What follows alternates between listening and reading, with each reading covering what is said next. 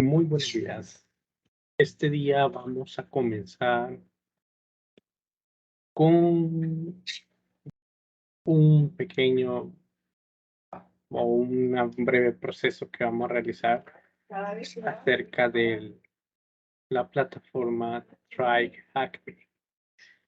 Esta plataforma pues nos va a ayudar para poder obtener nuevos conocimientos y a la vez pues vamos a realizar 4 cursos que serían primeramente Introduction to Cybersecurity, Pre-Security, SOC Level 1, Nmap Live Host Discovery. Con esto vamos a poder comenzar con este trabajo y dentro de esta misma plataforma. Lo primero que nosotros vamos a comenzar a realizar es una creación de una cuenta dentro de esta plataforma. Y más bien, pues lo vamos a realizar siempre con nuestro correo institucional para que quede en evidencia que nosotros lo estamos realizando en vivo o más bien en el momento. Así que comenzaremos a poner nuestras credenciales.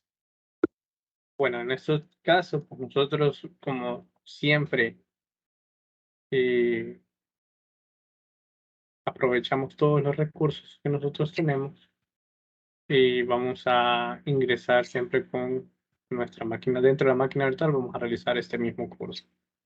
Bueno, como seguíamos en el video y bueno, tuvimos unos percances en nuestra máquina virtual. Al mismo tiempo nosotros procedimos a cambiarnos de navegador ya en el propio, pero ya vamos a proceder con esto en estos breves momentos. Muy bien, por cierto, bienvenidos nuevamente.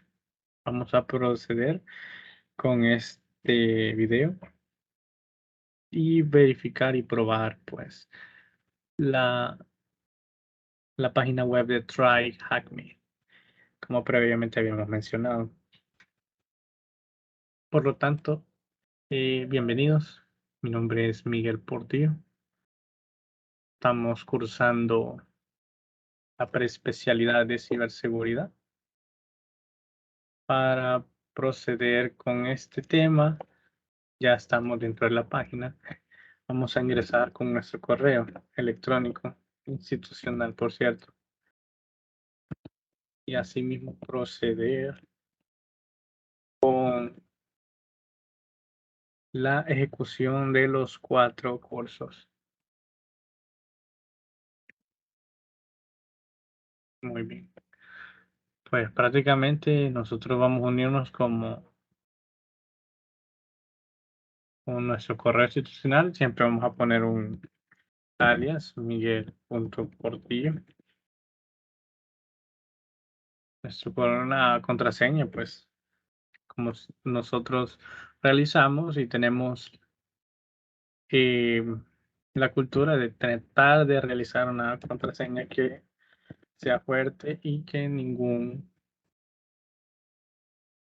atacante nos vaya a arruinar, pues, nuestras cuentas. Nos vaya a hackear, como dicen. Muy bien. Una vez nos hemos unido aquí en este caso, pues vamos a esperar la confirmación a través de nuestro correo electrónico. Retomando el video, bueno, una vez hemos tenido problemas con nuestro correo institucional que no hemos podido recibir confirmación, pero bueno, iniciamos con otro. Y aquí nos preguntan siempre cuál es nuestro nivel de experiencia, pero con base a lo que vamos a realizar con la actividad, vamos a comenzar con principiante. Siempre vamos a why you're learning cybersecurity. to start a career in cyber, to advance an existing career as a hobby, to see if cyber isn't right for me.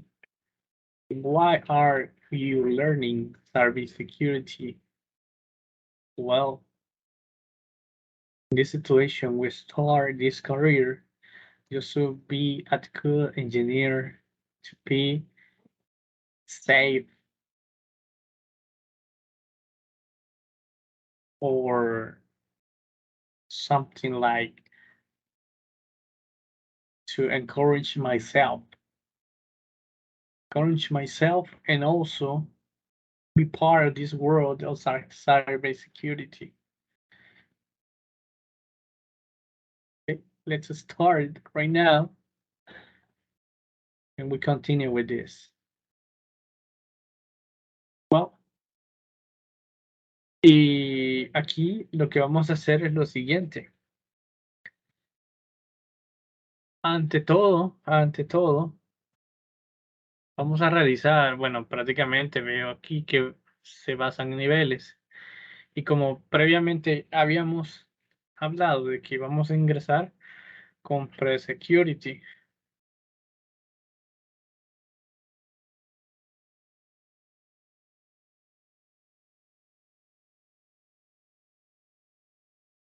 Begin your first lesson here. We start. Comenzamos.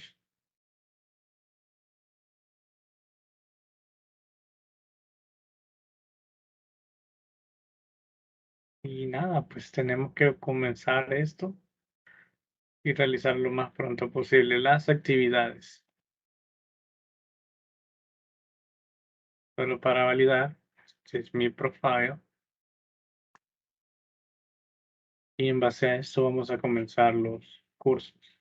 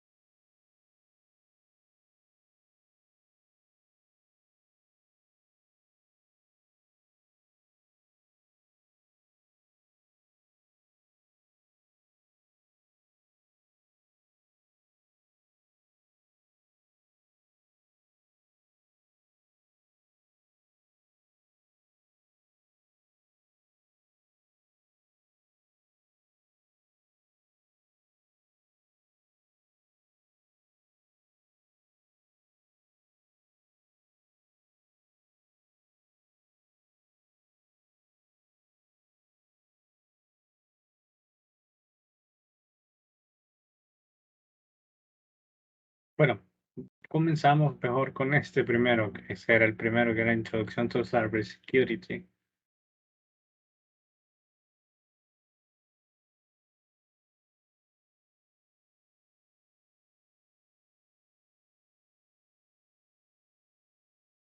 Pero en este caso,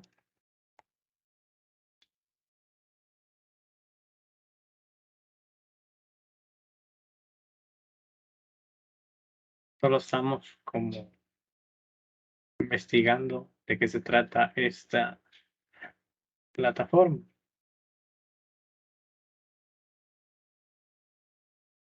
Pues aquí vemos cuánto para aprender en este caso.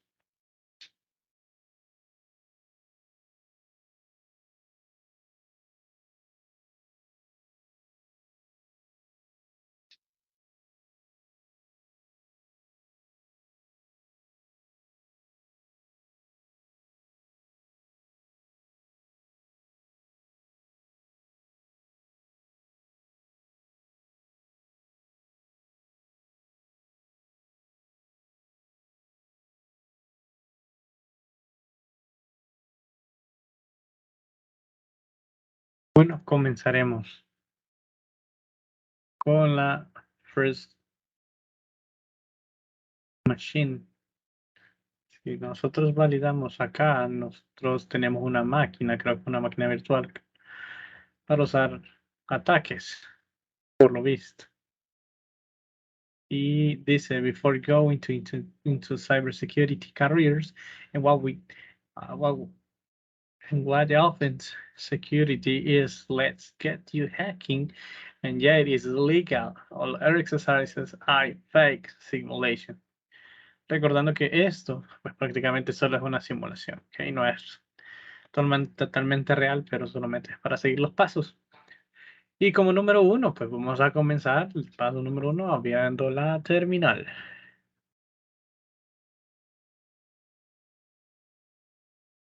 Vamos a abrir la terminal, esperamos que nos abunde el tiempo.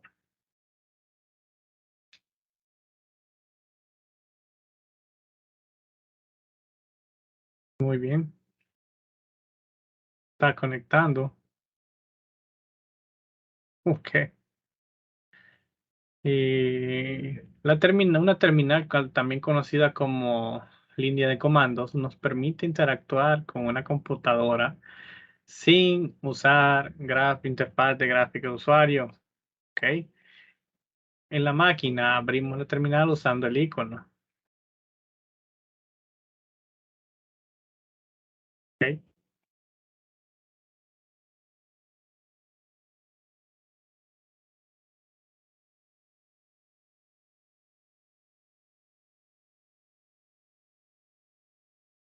Ujú.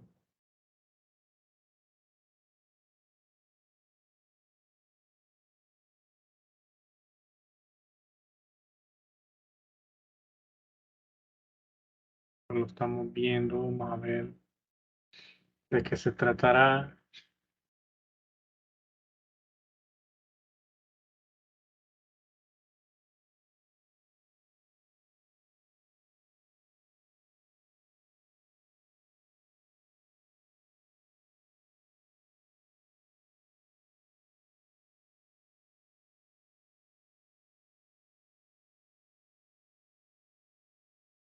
Bueno, aquí estamos en esta terminal y nosotros tenemos que poner esto como línea de comando. Vamos a ver qué nos sale. Find hiding website pages. More company we have an admin portal page. Para darnos el acceso al staff of basic admin control. Transfer, okay, chat following coming into the terminal. Ok, vamos a proceder. A ver qué nos sale. Creo que no nos permite, pues, pero vamos a ingresar. Go Buster.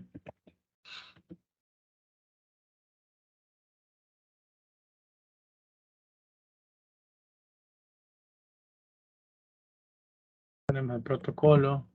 HTTP. Puntos, explica. Fake. Vamos a usarlo del banco. Bueno, una fake bank.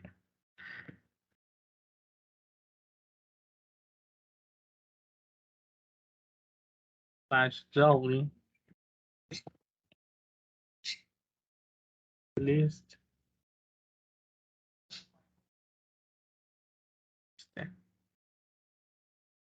Y un directorio. Vamos a darle enter y vamos a ver qué pasa. Uf. ¿Ok? Estamos hackeando algo. ¿Cómo van a creer? No, no, no.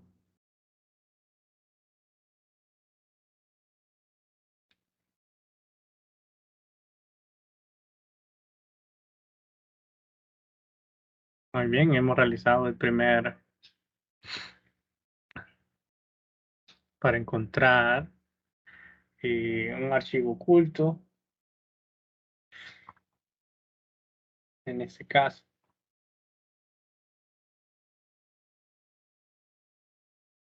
In the command above, que sería este comando, la slash o el dash.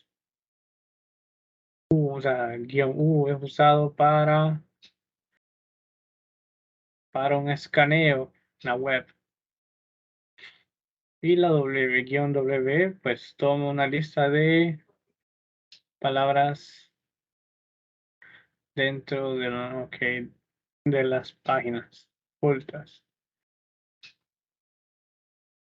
Uy, en ese caso, prácticamente, ay, me disculpa con el lenguaje vulgar, pero eso uno está aprendiendo en este caso. Status, estaba no sale, ok.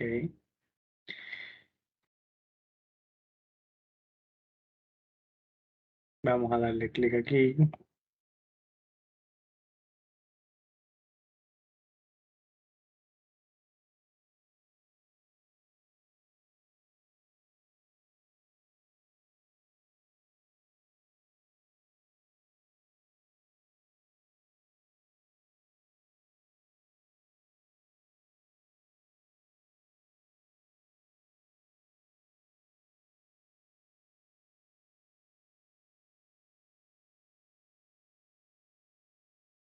Y por lo visto, podemos copiar esto de la ruta prácticamente. Copiamos.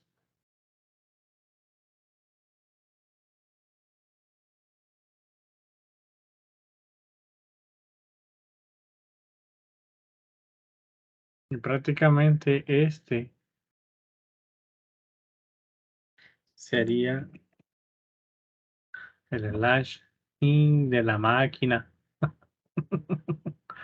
Ay, no, de la máquina. Staff account, transfer money between accounts. ¿Se imaginan? ¿Se imaginan cómo fácilmente podemos encontrar la página oculta dentro de la fake machine? Esta página, pues, prácticamente permite que el atacante, pues, pueda robar dinero, dice aquí, desde nuestra cuenta bancaria, lo cual es crítico, un riesgo para el banco. Es antiético. Pero prácticamente como nosotros, como oficiales de ciberseguridad, como hackers éticos, sí, nosotros vamos a tener permiso para encontrar vulnerabilidades en aplicaciones y nosotros mismos somos los responsables de decirles, miren, esto tiene un problema, esto, pues prácticamente con un exploit, pues pueden ser hackeados y tenemos que informarle al banco inmediatamente, como oficiales o cuando son cosas, sucedan cosas así. Y bueno, vamos a hacer ese mismo procedimiento y a ver lo que va a pasar. Vamos a poner nuestra account number.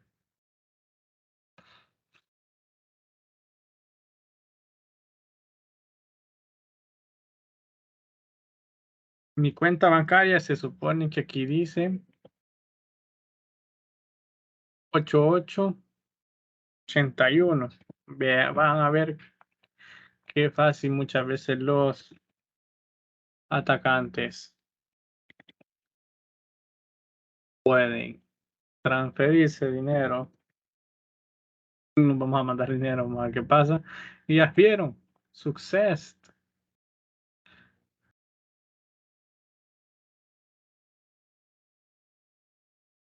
Por lo que nosotros validamos, ya ven todo lo que puede pasar.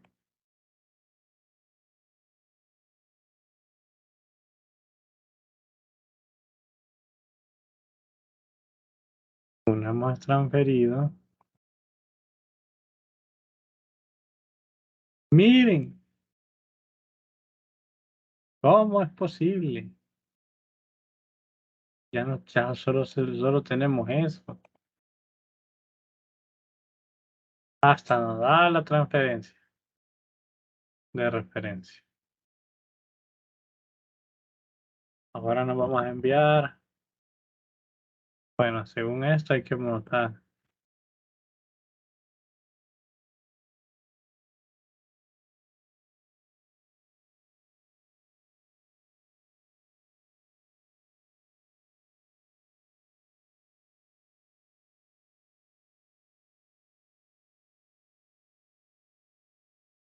Congratulations, you had the bank and the answer to the hack question bank hacked.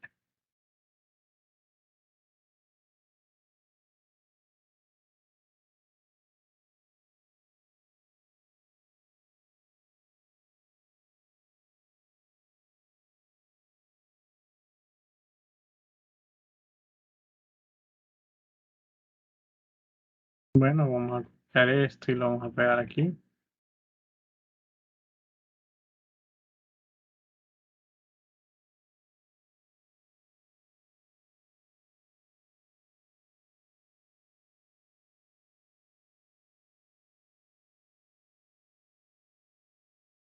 ¿Ya vio? Está correcto. If you were a penetration tester or security consultant, this is an exercise you will perform for companies to test for vulnerabilities in their web application, find hidden pages to investigate for vulnerabilities. Well,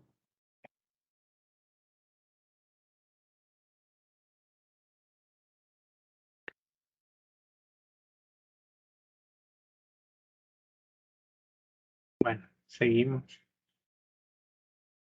Completado, pues digamos, nosotros vamos a seguir con el curso y seguimos.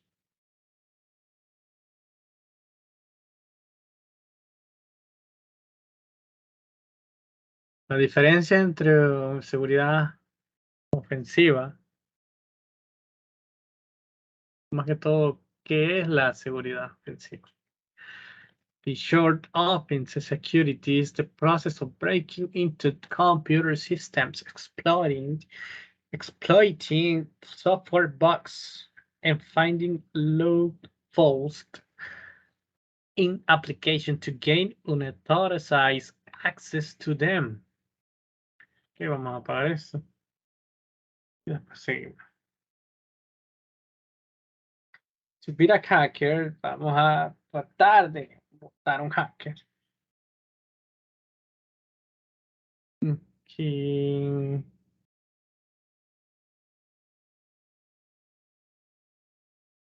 Vulnerable. Pero como no es needed, vamos a proceder. Okay.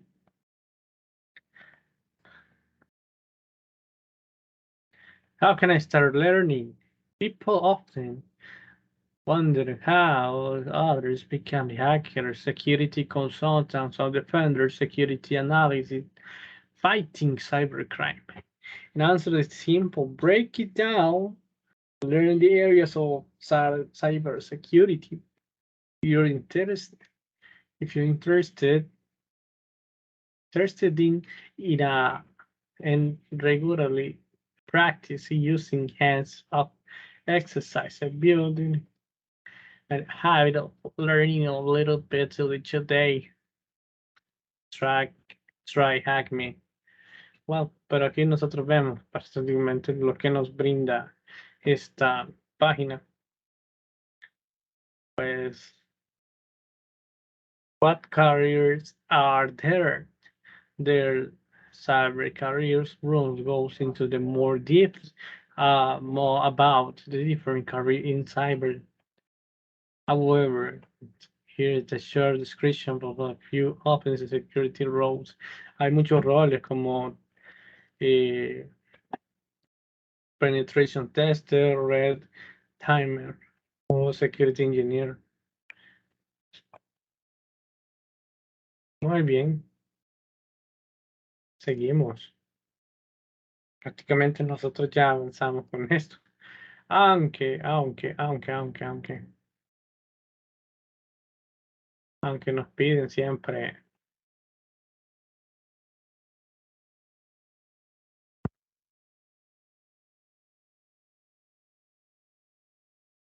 bueno, por lo que vemos,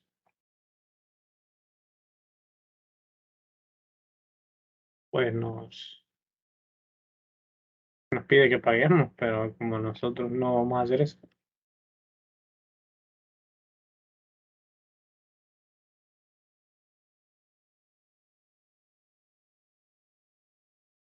Bueno, seguiremos.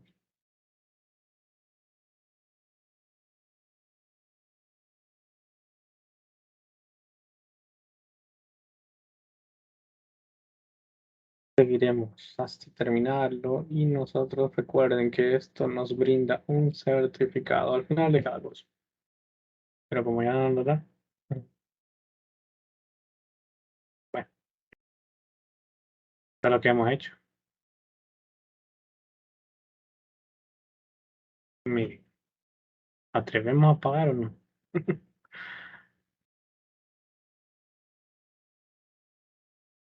No lo sabemos.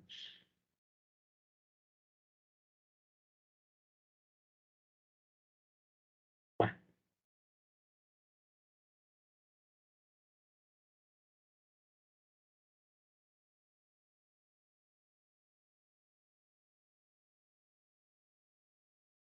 bueno, nosotros vamos a ver si nos da eso.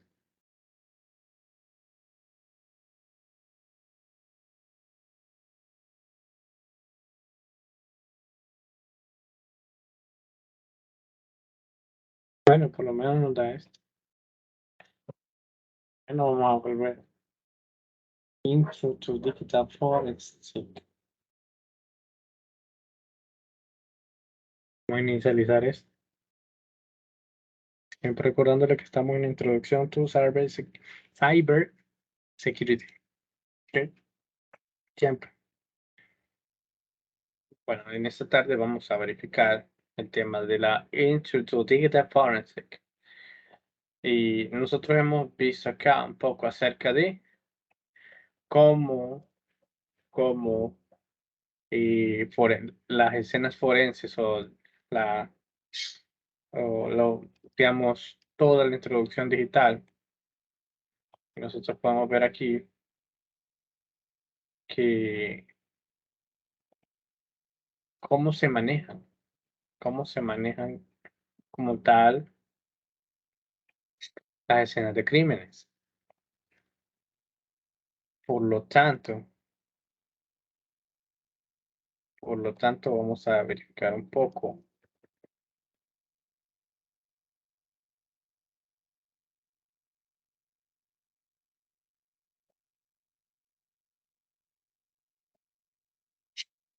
la introducción a forense digital, sector público, private sector. Esto es muy importante,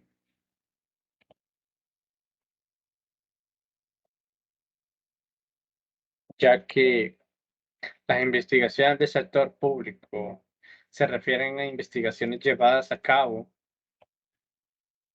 por el gobierno y los organismos encargados de hacer cumplir la ley. Serían parte de un crimen o una investigación civil.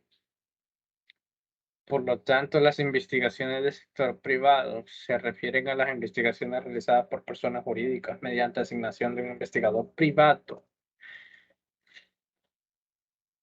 Como vemos acá, whether investigating a crime or a corporate policy violation, if part of the evidence is related to digital devices and digital media.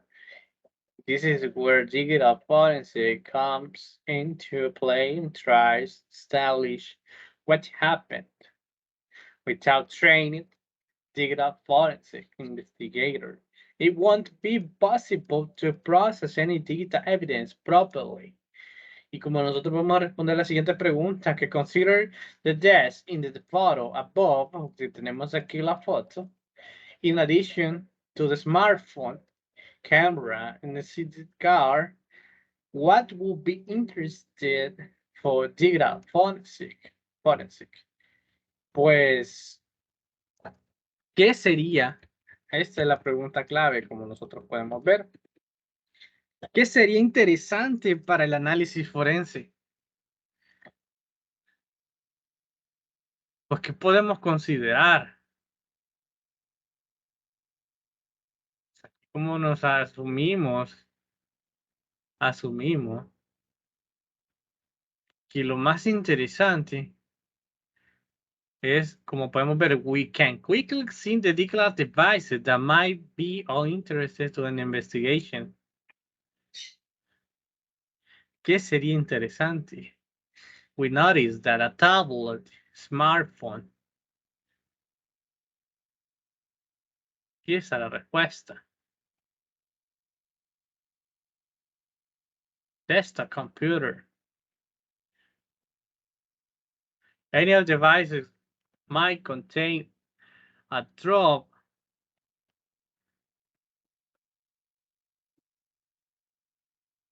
of information that can help with an investigation. Porque esto es un tesoro prácticamente para alguien forense, alguien que se dedica al análisis forense.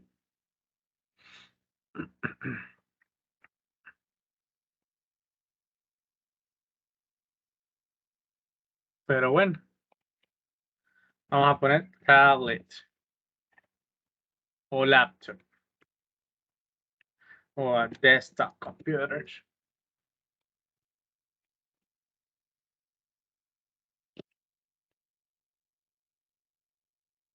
Oh, well. Laptop.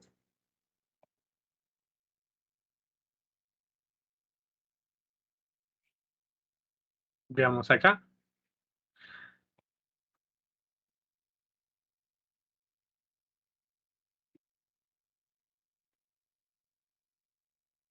Es esencial realizar un seguimiento de quién le está manejando cualquier momento para garantizar las pruebas sean admisibles ante justicia o tribunal.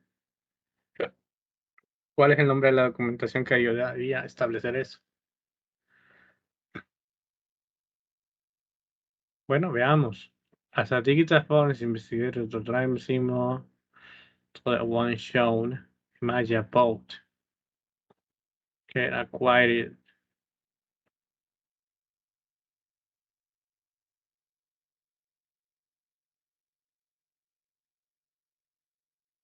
for the court. Muy bien.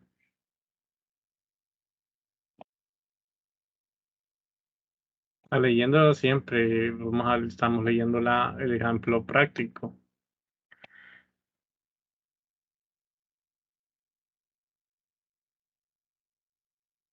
Seríamos verificado aquí. Ya que no podemos usar bueno, ya usamos bastante tiempo la tag box. Solo vamos a dedicar a responder aquí. Bueno, y terminamos ese curso.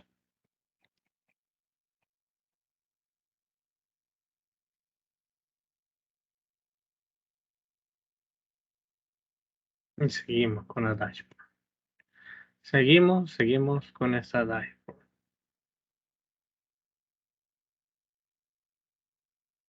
Vamos aquí. A ver qué nos concierne esto.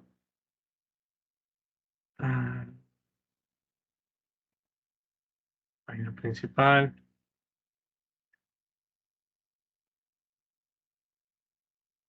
Como siempre, nos manda aquí. Como no podemos. Vamos a los pads. Bueno, seguimos con esto de la curso. Seguimos con la Web Application Security. Vamos a leer en estos momentos y responderemos en unos breves instantes. Cuidadosamente vemos acá que nos muestra los diferentes programas en nuestra computadora web, cómo están reestructurados, el diagrama. Pues prácticamente what we need to access to web application. Simple as that will be browser.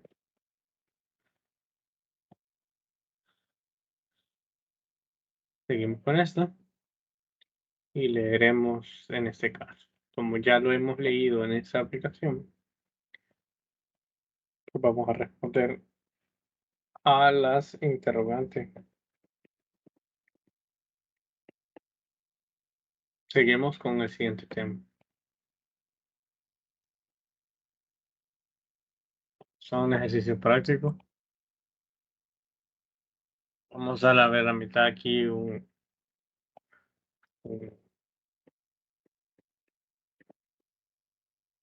bueno, una nueva pantalla.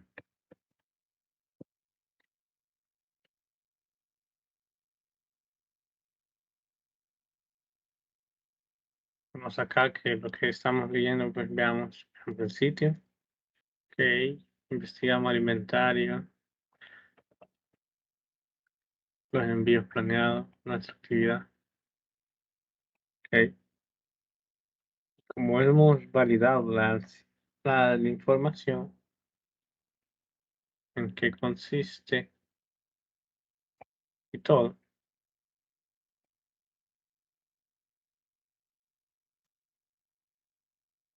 Ok. Bueno, y así tal.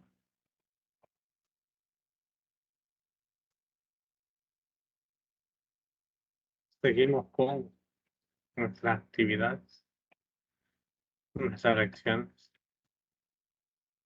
y continuamos. Bueno.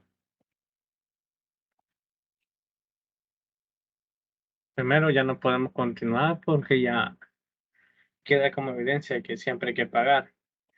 Y lo que sucede aquí que es $8 al mes, pero como no, por el momento no tenemos fondos,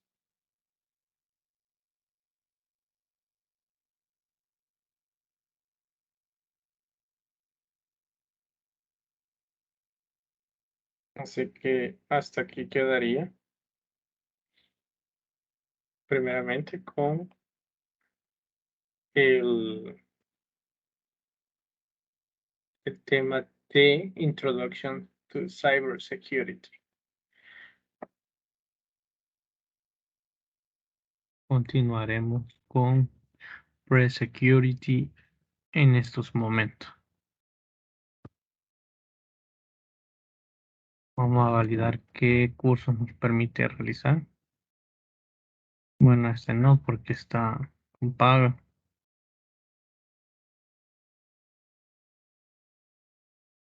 A ver, este tampoco, porque está con paga. Bueno, este sí nos carga. Vamos a continuar.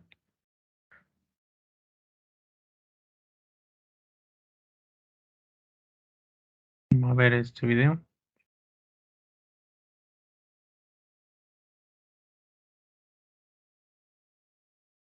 Is networking. Begin learning the fundamentals of computer networking in this bite-sized and interactive module. This is a really cool module. This is, I believe, had some new technology introduced into it by our developers. Very excited to go through this, and it should be a nice one. Let's go ahead and dive into task 1. What is networking? Networks are simply things connected. For example, your friendship circle.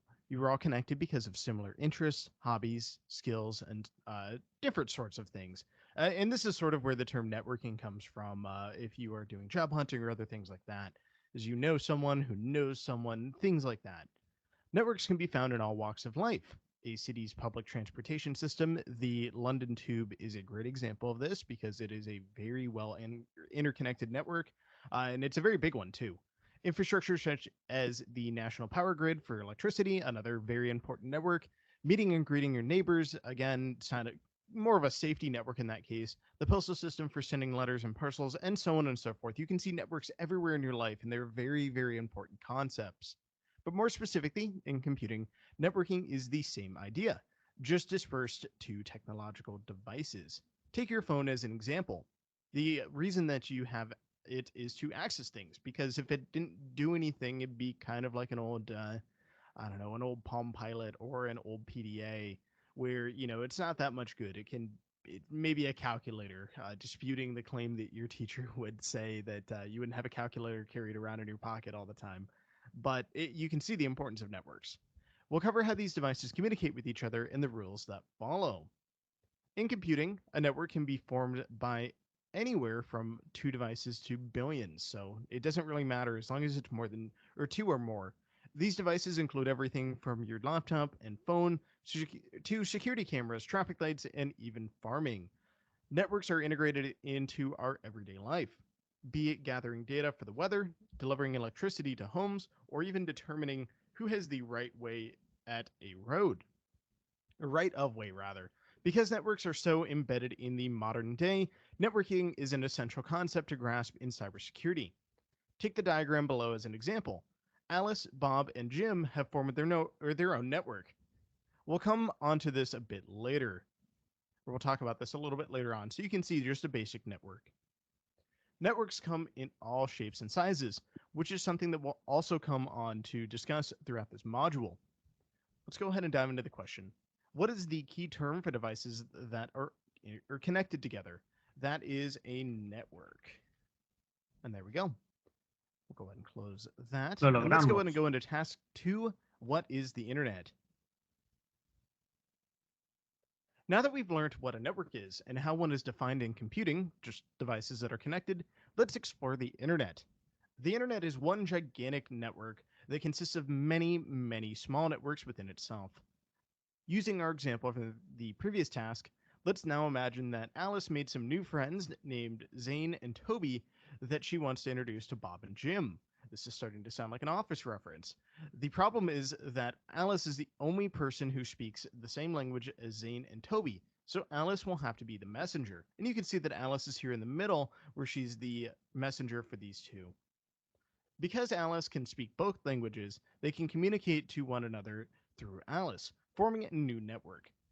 The first iteration of the internet was within the ARPANET project in the late 1960s. This project was funded by the United States Department of Defense, or Defense Department, and was the first documented network in action. However, it wasn't until 1909 when the internet as we know it was invented by Tim Berners-Lee by the creation of the World Wide Web, or otherwise shortened to Bueno, WWW. ¿quién inventó el It World Wide wasn't Web? until this Tim point that the Berners-Lee. internet was used as a repository for storing and sharing information, like it is today. Let's relate Alice's network of friends to computing devices. The internet looks like a much larger version of this diagram, and you can see this is a very abbreviated, intensely abbreviated version of the internet, where we have many small networks that are interconnected with a translating device in the form of a router. Even though this is not necessarily translating, it's Nat and Pat. Don't worry about that right now. Just know that this is just a way that we have gateways for our private networks to talk to the internet. As previously stated, the internet is made up of many small networks all joined together. These small networks are called private networks. So think your home network, a business network, things like that. Where networks connecting these small networks are called public networks. Try saying that 10 times fast. Or the internet. So to recap, a network can be one of two types: a private network or a public network. Devices will use a set of labels to identify themselves on a network, which we will come onto in the task below. So who invented the World Wide Web? That will be Tim. I'm going to have to grab his name from up here, as I can't spell it. Tim Berners-Lee. And we can just copy that. And there we go. If I don't leave the other part of the answer on there. All right, perfect. Let's move into task 3, identifying devices on a network. To communicate and maintain order, devices must be both identifying and identifiable on a network. What use is it if you don't know whom you're talking to at the end of the day? You know, if you're just yelling into the void and the void starts talking back, that's a little strange. Devices on a network are very similar to humans in the fact that we have two ways of being identified, via our name and our fingerprints, among a couple other things, but those are good generalizations. And now we can change our name through deed poll, but however, we can't change our fingerprints. So we can change our name, we can't change our fingerprints. That's the general gist of this. Every human has an identical set or individual set of fingerprints, which means that even if they change their name, there is still an identity behind it. The general idea behind this is that yes, you can change the what you're called, and that's something that you might have a nickname or other things like that, but you're always going to have some permanently identifiable marks. And computers have the same thing. Devices have the same thing. They have an IP address which can change, but they have a what's in theory a globally unique MAC address or immediate access control address. You can see that right there.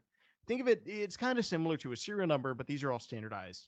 And it's split up in a couple different ways where the first half is the manufacturer and the second part is the unique part.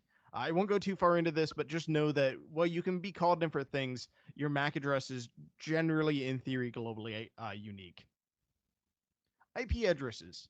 Briefly, an IP address or Internet Protocol address can be used as a way of identifying a host on a network for a period of time, where that IP address can then be associated with another device without the IP address changing. First, let's split up precisely what an IP address is in the diagram below. So before we go into this, think of this as your street address. Other people can live there. You probably aren't the only person that's lived at that address, and you might not be the only person, using that computer at that address. And this can change hands, and it might change over time with, people changing the way that the address system is set up for streets, things like that. But this is how we know how to send mail to you. And the same thing goes for computers. An IP address is a set of numbers that are divided into 4 octets, and you can see one here, one here, one here, and then one here. And you can see that these have a range of 0 to 255. This is because they're made up of 8 binary bits, if I remember correctly, and the range for that is 0 with all of the bits being turned off. And then if you turn them all to ones or everything is on, your limit is 255. The value of each octet will summarize to be the IP address of the device on the network. So all of these put together, the individual octets can mean things, but generally speaking, don't worry about that right now. This is your street address on the network. It's how your computer knows to talk to someone else. So this might be your router's address on your home network. This actual network itself is pretty common for home networks. So 192.168.1. And this last bit would be what changes, or sometimes this is a 0, but these first two pretty common for home networks. And that's where you have the first and second octet or octets that are static. I won't go too far into that, but just know that this might be a router address. It's very common for that. What's important to understand here is that the IP addresses can change from device to device, but they cannot be active simultaneously more than once. So if you have a street address, your neighbor can't have the same one. You can swap houses with your neighbor, and that'd be a little weird, but you will have a different address living at that house. You can't have that collision because that causes problems, and both of the devices will say, hold on, we need to figure something out here. IP addresses follow a set of standards known as protocols. These protocols are the backbone of networking and force many devices to communicate in the same language, which is something that we'll come on to another time. However, we should recall that devices can be on both a private and public network.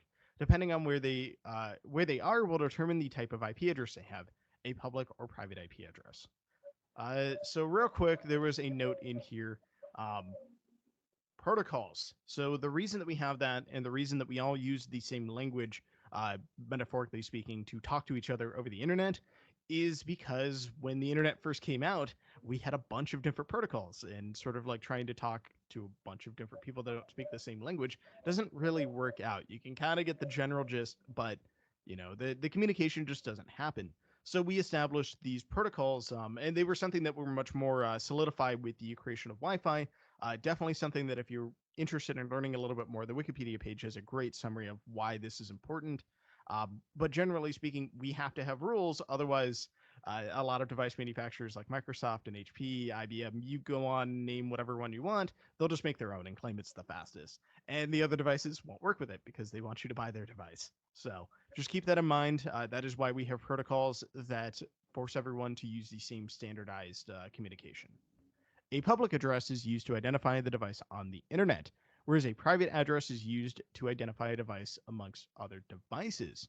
I think of this home network versus anyone can talk to it on the internet, generally speaking. Take the table and screenshot below as an example. Here we have 2 devices on a private network, and we can see the private ranges right here. There are 3 private ranges predominantly. 192.168, and these last 2 bits can change, or last 2 octets rather can change, is a major one. The 10.0.0.0 is another big one, and there's another one that I can never remember the full of it because it has a range in the second octet. I recommend taking a look at these, and we might go over them later in the room, but just know that there are 3 very distinct ranges that the private IP ones can fall into, and these would be public because they don't fall into that range. And we can see them labeled over here on the side. These will be on the same network because these are, well, okay, in theory, they could be on the same network. They might not necessarily, but they're very likely to be because we have 192.168.1 and then 74 and then 77. These could exist on the same network because they don't conflict, and they could talk to each other in theory if there's not routing rules or other restrictions in play. And here you can see this might be a screenshot from a router that we have these two devices with their MAC addresses. Don't worry too much about this right now. Just know that this is in theory unique. And these are the private IP addresses that they have on the network. And they were assigned via DHCP, which just means that I have a pool of addresses, first come, first serve, and we give them out. And they're not necessarily like, you get this one permanently on this network. That would be a static addressing. These two devices will be able to use their private IP addresses to communicate with each other. However, any data sent to the internet from either of these devices will be identified by the same public IP address. So your home would have a public IP address in this case, but you'll have your private IP, your private network sits behind that. Public IP addresses are given by your internet service provider, or ISP for short, at your monthly bill. So when you have an internet service contract set up, you'll have an IP address that is associated with your home. Sometimes this can be associated with a couple of different homes. This can get a little weird. You can pay to have this not change and be static, but just know that this is something that exists on the public internet in this case. As more and more devices become connected, it is becoming increasingly harder to get a public address that isn't already in use. For example, Cisco, an industry giant in the world of networking, estimated that there will be approximately 50 billion devices connected on the internet by the end of the 2021, so the current year in the time of this recording. Enter IP address or address versions. So far, we've only discussed one version of the Internet Protocol addressing scheme known as IPv4. IPv4 is pretty old. It had some limitations that we didn't really anticipate this many devices to be connected to the internet, but we have smart homes and other things like that, which dramatically increases the number of devices that we're connecting to the internet on the whole, especially if they need public addresses. And this uses a numbering system of 2 raised to the 32nd IP addresses, so 4.92 or 29 billion.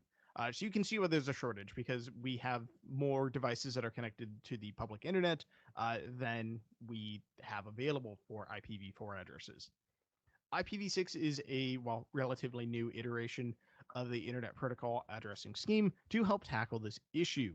Although it is seemingly more daunting, it boasts a few benefits. So it supports up to 2 to the 128th power of IP addresses. So this is 340 trillion plus. In theory, we should ever run out of these. We'll see what happens, just because more devices are being connected. And it resolves that big issue with IPv4 because we were going to run out. Now we really can't.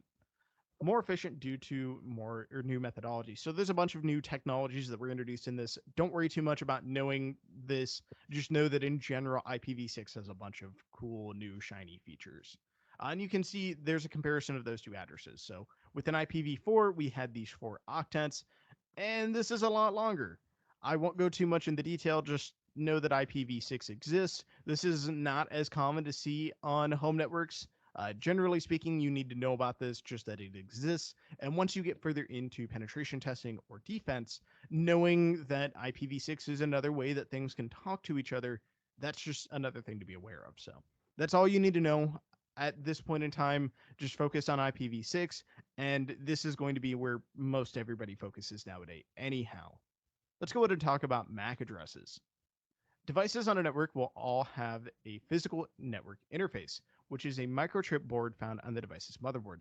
This is your Ethernet port, or your Wi-Fi card, whatever this is. This network interface is assigned a unique address at the factory it was built at, called a MAC address, a media access control address.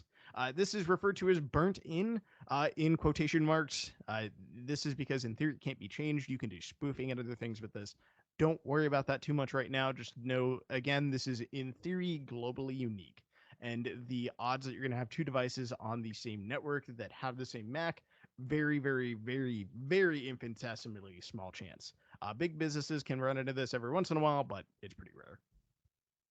The MAC address is a 16-character hexadecimal number, a base 16 numbering system used in computing to represent numbers. You can see that this is hex.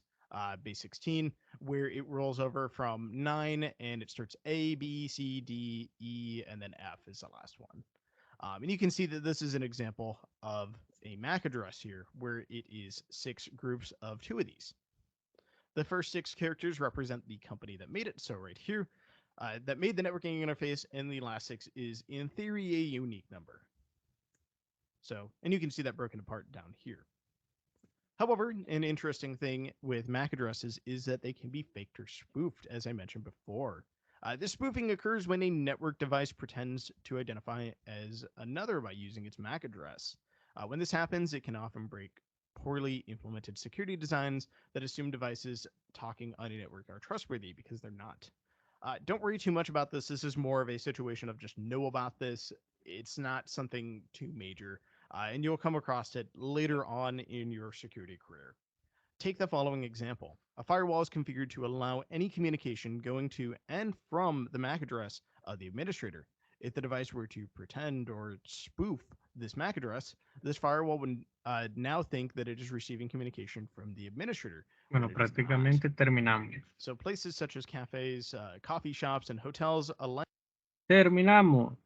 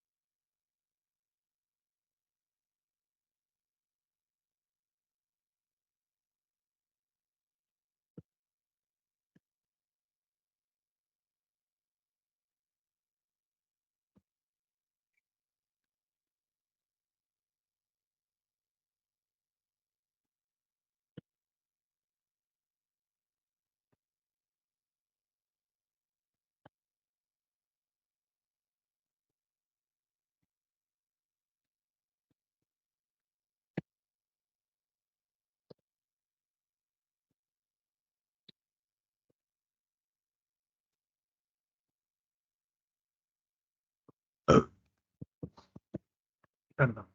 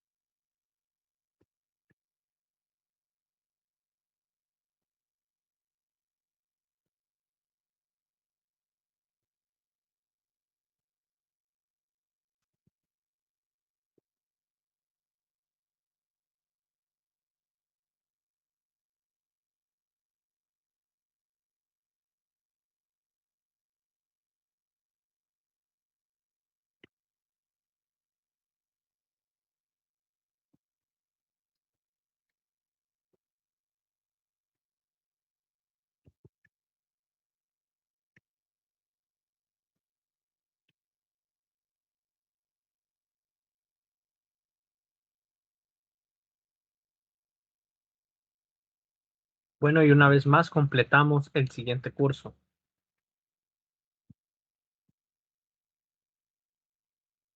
Vamos a nuestra dashboard en estos momentos. Vamos a validar qué nos queda por realizar sobre este.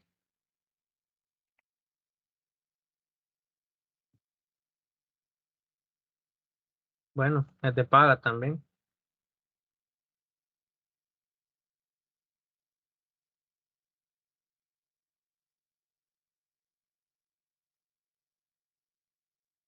De paga.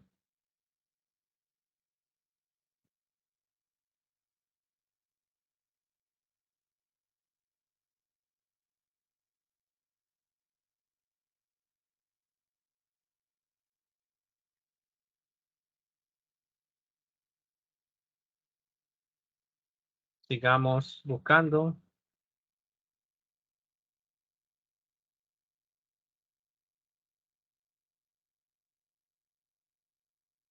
Bueno, validamos.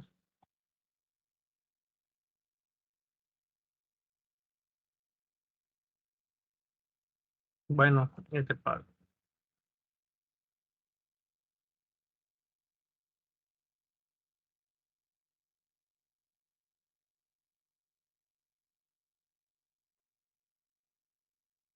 Vamos a comenzar con favor de web works. ¿Cómo funciona la web?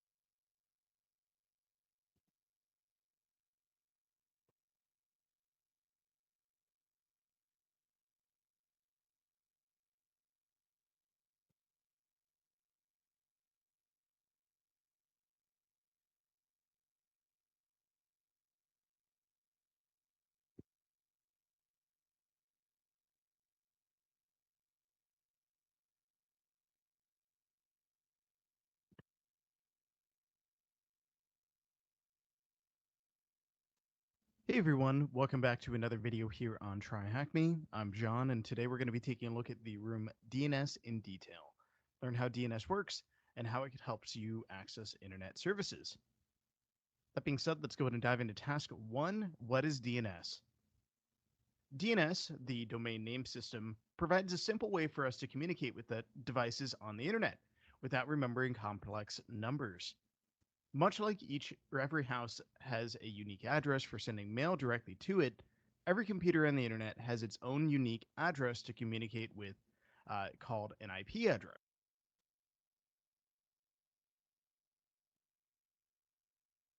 Vemos aquí.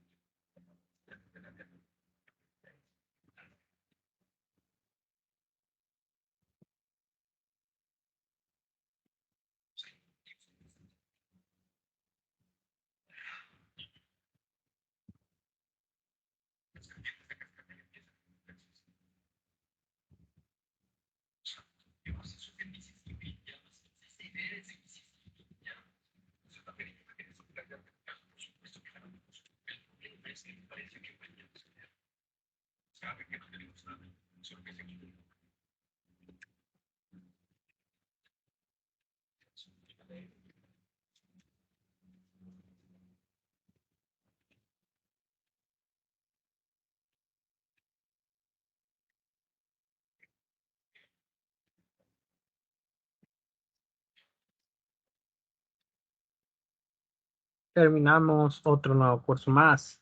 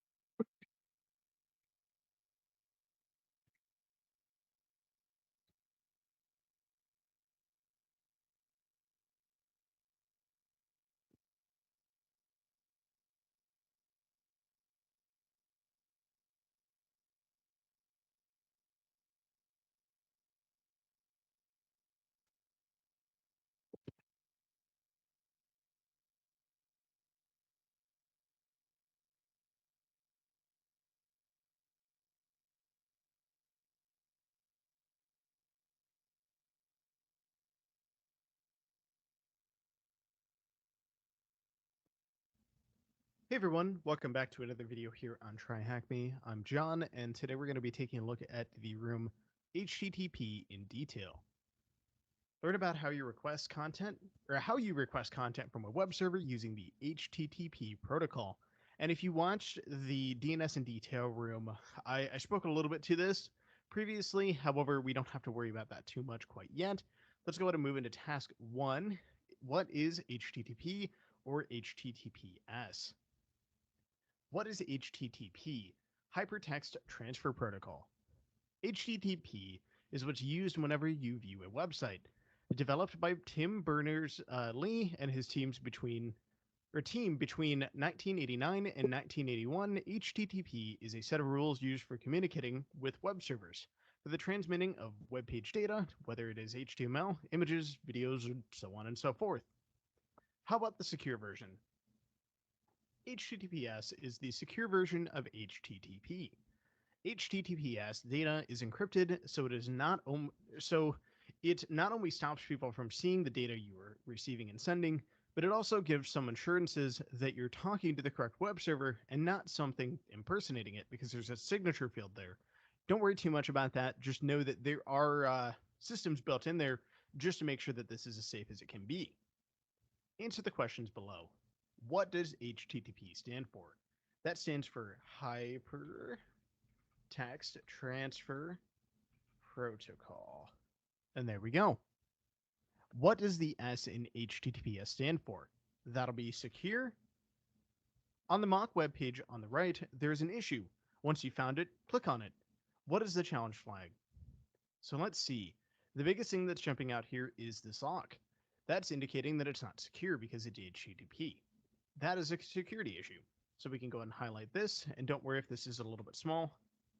We'll paste that in there, and we can see that we have the flag THM invalid HTTP cert.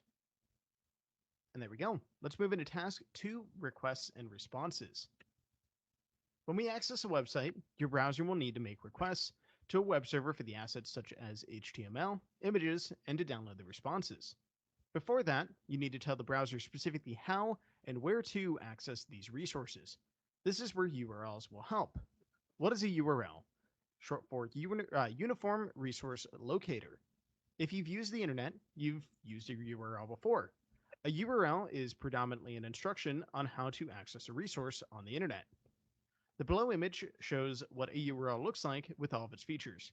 It does not use all features in every single request, though. First, we have the scheme here at the start. This instructs on what protocol to use for accessing the resource, such as HTTP, HTTPS, FTP, and so on and so forth. We have the user, which is our user, and then we have a password here separated by a colon. Some services require authentication to log in, and you can put a username and password into the URL to log in. Then we have the host, which is the domain name or IP address of the server you wish to access. That's going to be right here. We have the actual port that we're communicating on, which is what we're going to connect to. Usually this is going to be 80 for HTTP and 443 for the secure version. But this can be hosted on any port between 1 and 600 or 65,535. But traditionally, this is going to be what they live on. Either that or 8080 is another common port to see, but we won't go too far into that. That's something that's a little bit more in the realm of CTFs. Then we have the path, which comes after this /, and that's the file name or location of the resource you're trying to access. We have the actual query string, which is the extra bits of information that can be sent to the requested path. For example, the blog, and then we have question mark, ID equals 1, would tell the blog path that you wish to receive the blog article with the ID of 1. And then we have the fragment. This is a reference to the location, and we can see it up here, on the actual page requested. This is commonly used for pages with long content and can have certain parts of the page directly linked to it. So it is viewable to the user as soon as they access the page. Don't worry too much about this. Just know that we need to know this part primarily, as well as this part. Let's go into making the request. It is possible to make a request to a web server with just one line. Get /HTTP /1.1. So we have the request method right here with get, the page being requested, so the actual root, and then the protocol and the actual version there. But for a much richer web experience, you'll need to send other data as well. This other data is sent in what's called headers, where headers contain extra information to give the web server you're communicating with. But we'll go into this in a little bit more detail in the actual header task. And here we have an example request below. And here's a couple of those headers. To break down each line of this request, on line 1, this request is sending the get method, more on this in the HTTP methods task, request the home page with the /, and telling the web server we are using the HTTP protocol version 1.1. Pretty common web request, pretty straightforward. On line 2, we tell the web server we want the website tryhackme.com. We can see that right there with the host. And then on line 3, we tell the web server we are using Firefox version 87 for the web browser. This is our user agent. On line 5, we are telling the web server that the web page that referred us to this one is https //tryhackme.com. And then on line 5, it looks like it might not be there. Well, rather it is there. HTTP requests always end with a blank line to inform the web server that the request is finished. So it doesn't display right here, but there's an implied blank line. And here we have an example response. This is what's going to come back after we make that request. To break down each line of the response. Line 1, we have the version, and then we have our status code. In this case, it's 200 OK, which tells us the request is completed successfully. 200 is pretty common. 200s and 403s are going to be probably some of the most common codes that you see, along with 302. Don't worry too much about the other types of codes. We'll go into those a little bit later, I believe. Line 2, this tells us the web server software and version number. This won't always come back. Line 3 has the current date, time, and time zone of the web server. On line 4, the content type header tells the client what sort of information is going to be sent, such as HTML, images, videos, PDFs, XML, and so on and so forth. This just says, hey, I'm sending this. This is what you should expect. And then we have the actual length of the content that's enclosed, which is going to be on line 5. Line 6, the HTML response contains a blank line to confirm the end of the HTTP response. And then line 7 through 14 has the actual information that we requested. So there's the website. Pretty straightforward here. What HTTP protocol is being used in the example above? That is going to be HTTP and then /1.1. And there we go. What response header tells the browser how much data to expect? That is going to be what we saw on line 5 here, the content -length. And if you're interested in learning a little bit more about this, there is a web hacking technique called request smuggling. James Kettle, I believe, I might have just messed up his last name. He works with Portswigger, the people that make Burp Suite. He has a very, very well done talk on content length and how you can mess with this and how it you can do a lot of really cool things. Again, that is request smuggling. I definitely recommend looking into it. If it goes a little bit over your head, don't worry about it. Just knowing about it is a good thing in the first place.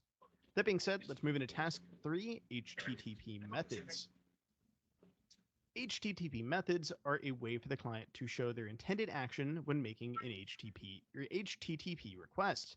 There are a lot of HTTP methods, but we'll cover the most common ones, although mostly you'll deal with the GET and POST methods. First, we have the GET request, which is used for getting information for the web server. It says, hey, I want this, and the web server will typically respond with, are you authorized for it? And it'll send it back. Then we have the POST request. This is used for submitting data to the web server and potentially creating new records. So we're sending data to it. We have the PUT request, which is used for submitting data to a web server to update information. This is more situational. Don't worry too much about this one. And then we have the delete request, which is used for deleting information and records from a web server. Again, more situational. The main ones you need to know are these two. What method will be used to create a new user account? That will be a POST method. What method will be used to update your email address? For updates, it's going to be that PUT method. What method would be used to remove a picture you've uploaded to your account? That would be delete. What method will be used to view a news article? And that will be get. And there we go. Let's move into task 4, HTTP status codes. Let's go ahead and click on this so we can view the site. In the previous task, you've learned when an HTTP server responds. The first line always contains a status code informing the client of the outcome of their request and potentially how to handle it. These status codes can be broken down into 5 different ranges, and I recommend adding this to your notes if you're taking notes alongside of this. For now, I'm just going to go over an overview because this is really the important information. So the 100s are going to be an informational response. It'll tell you something about what comes back. Don't worry too much about this. These are not very common. This is the main one that you're going to see. The 200s are success. This can be success, but it'll have a little bit more information with it. So it might have a caveat of success, but maybe an update or something like that. 300s are going to be redirection, which means that the web server or the requested resource has been moved or to a different web page altogether. 400 is going to be, hey, you did something wrong on your end. There's a client error. And then 500s, which means that something broke on the server's end. If this ever happens, it's probably worth digging into because these are interesting errors. Again, the main ones you're going to see are these. So client errors can range from things like something is actually malformed in the request to you don't have permission to access that. Again, very common. Common HTTP status codes. There are a lot of different HTTP status codes, and that's not including the fact that applications can even define their own. We'll go over the most common HTTP responses you are likely to come across. So first we have 200, which is okay, just means the request was completed successfully. Then we have 201, which is created. A resource has been created, for example, a new user or a new blog post. 301 is going to be a permanent redirect. This redirects the client's browser to a new web page or tells search engines that the page has been moved or somewhere else and to look there instead. Then we have 302, which is a temporary redirect, similar to the above permanent redirect, but as the name suggests, this is only a temporary change and may change again in the near future. Then we have 400s, which is an actual bad request, so that's where we get an actual malformed bit. This tells the browser that something was either wrong or missing in the request that was received. This could sometimes be used if the web server resource that is being requested expected a certain parameter and the client didn't send it. So, for example, with the blog, we requested the ID equals 1. What if we didn't include that ID? It might send back a, hey, what are you asking for with a 400? Next, we have 401, which is the not authorized. You are not currently allowed to view this resource until you have authorized the web application, most commonly with a username and a password. Then we have 403, very, very similar to 401 because it's in that 400 category. You do not have permission to view this resource, whether you are logged in or not. 405, which is the method not allowed.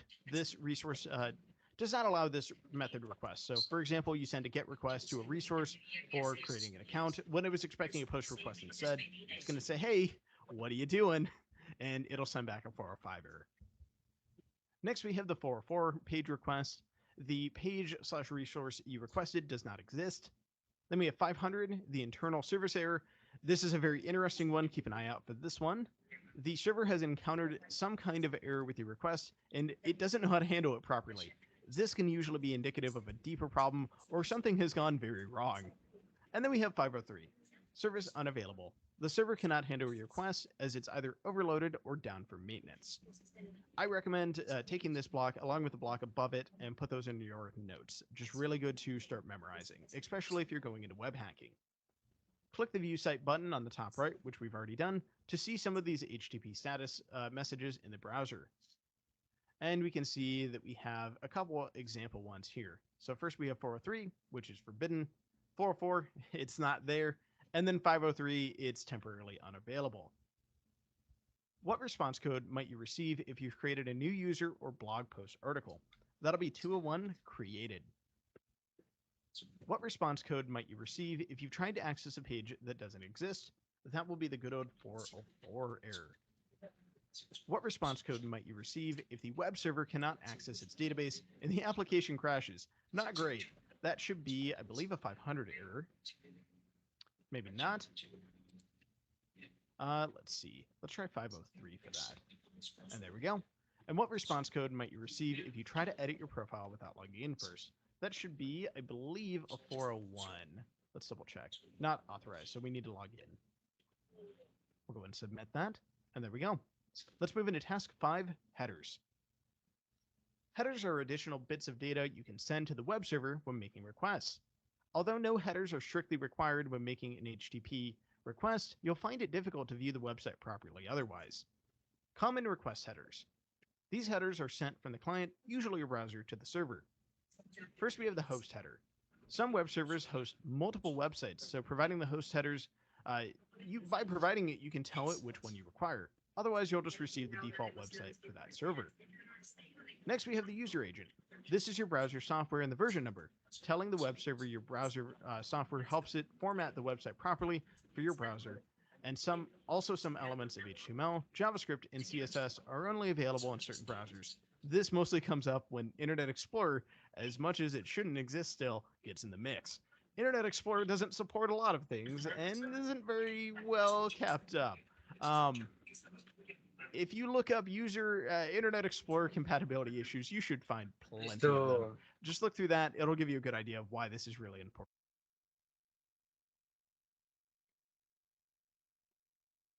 bueno, al parecer este te paga y vamos a proceder con otro. A ver hasta dónde nos permite.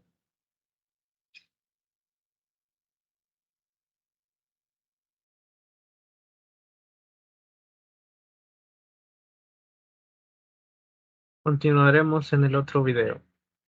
Continuando los cursos, estamos con SOC Level 1,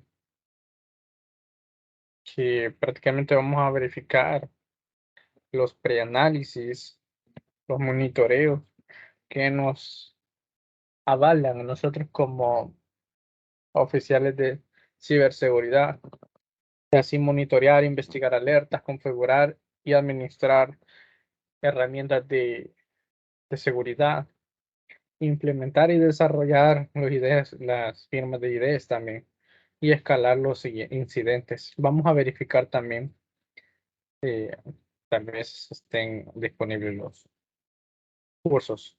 Vamos a ver en este momento. Como ya lo hemos leído previamente, vamos a ir rápido, ya que con el tiempo de la grabación, pues, nos permite hacer. Junior Security Analyst Intro. Bueno, lo leeremos y contestaremos las preguntas.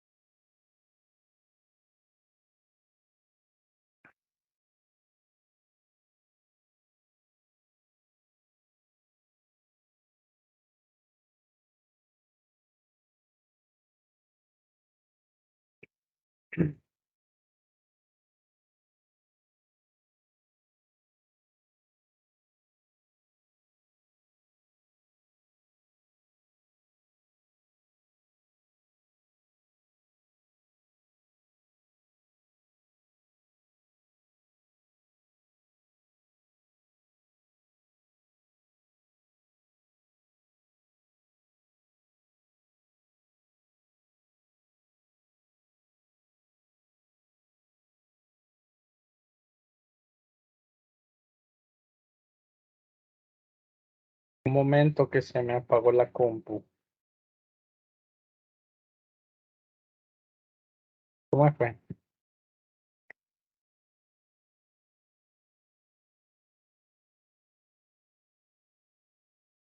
Ok.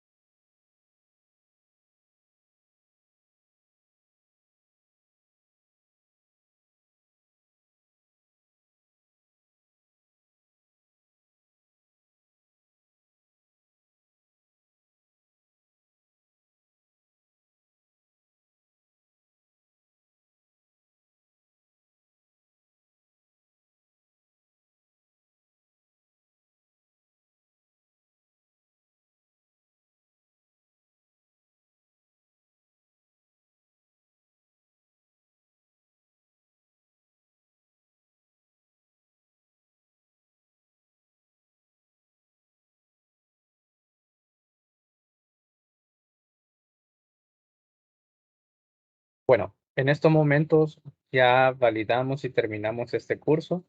Vamos a proceder con el siguiente en estos mismos instantes. A la vez, pues nos vamos a ir a nuestro dashboard como tal. Vamos a seguir viendo si tenemos cursos gratuitos y asimismo proceder con cada uno de ellos. Bueno, en lo que estamos dando siguiente a todos nuestros parámetros, vamos a darle a la Pyramid of Paint. Vamos a verificar si lo permite y si accede. En este momento vamos a validar, vamos a leer lo que nos brinda y vamos a contestar las preguntas.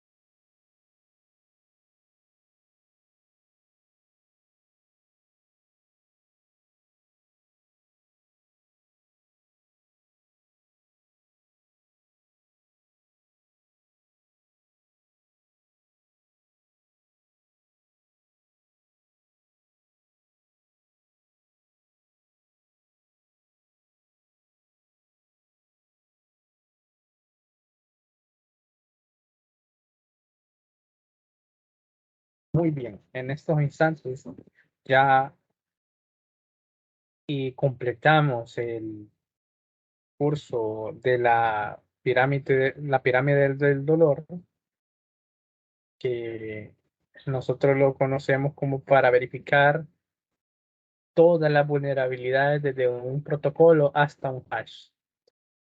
Así que, por lo tanto, vamos a proceder a verificar en estos instantes el otro pad y verificar si tenemos más cursos pendientes. Pues veamos acá, que se llama la Cyber Kill Chain. Veamos si es gratuita.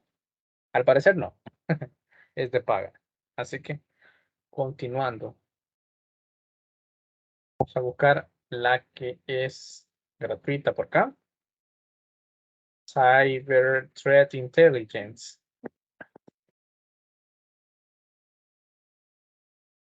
Bueno, es gratuita. Vamos a proceder en este momento. La misma dinámica, lo vamos a leer, como ya lo hemos leído previamente, y vamos a contestar las preguntas.